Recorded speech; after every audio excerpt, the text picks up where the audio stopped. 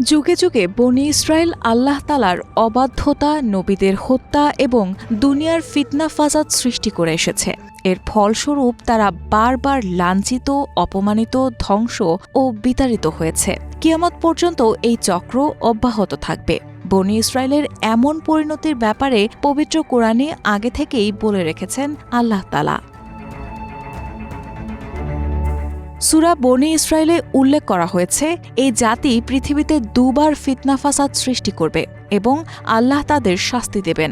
প্রথমবার খ্রিস্টপূর্ব ৭২২ অব্দে অ্যাসিরিয়ানার বনী ইসরায়েলকে পরাজিত করে জেরুজালেম ধ্বংস করে।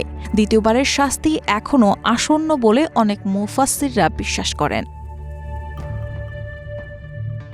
সূরা বনী ইসরায়েলে আল্লাহ বলেন, অতঃপর যখন প্রতিশ্রুতির সেই প্রথম সময়টি এলো, তখন আমি তোমাদের বিরুদ্ধে প্রেরণ করলাম আমার কঠোর যোদ্ধা বান্দাদেরকে। অতঃপর তারা প্রতিটি জনপদের আনাচ কানাচে পর্যন্ত ছড়িয়ে পড়ল। এই ওয়াদা পূর্ণ হওয়ারই ছিল।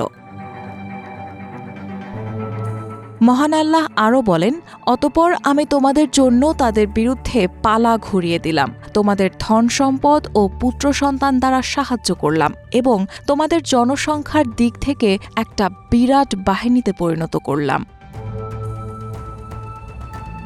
তোমরা যদি ভালো করো তবে নিজেদেরই ভালো করবে এবং যদি মন্দ করো তবে তাও নিজেদের জন্যই। এরপর যখন দ্বিতীয় সেই সময়টি এলো, তখন অন্য বান্দাদের প্রেরণ করলাম, যাতে তোমাদের মুখমণ্ডল বিকৃত করে দেয় আর মসজিদে ঢুকে পড়ে যেমন প্রথমবার ঢুকেছিল, এবং যেখানেই জয়ী হয় সেখানেই পুরোপুরি ধ্বংসযজ্ঞ চালায়।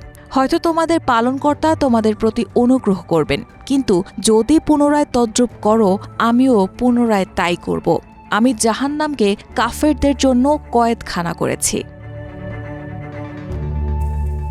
সূরা বনী ইসরায়েলের এই আয়াতগুলো থেকে বোঝা যায় যে বনী ইসরায়েল জাতি দুনিয়ার বুকে দুইবার ফাসাদ সৃষ্টি করবে এবং আল্লাহ তাদের পরাজিত করবেন।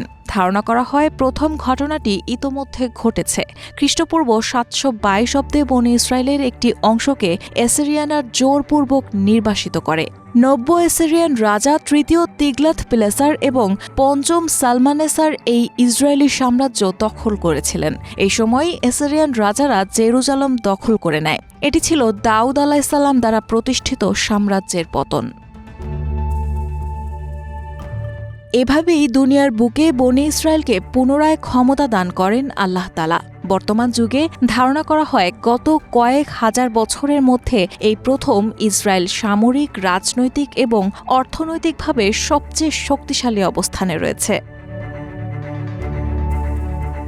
ইসলাম ধর্মের বিশ্বাস অনুযায়ী কিয়ামত সংঘটনের আগে ইমাম মাহদীর নেতৃত্বে মুসলিমরা জেরুজালেম জয় করবে। বর্তমান বিশ্বে ঘটনাবলীর পরম্পরায় অনেক মুফাসসির মনে করেন এটাই হবে বনী ইসরায়েলের ওপর দ্বিতীয় পর্যায়ের ঘটনা। রায়হানা মুন, প্রবাস খবর।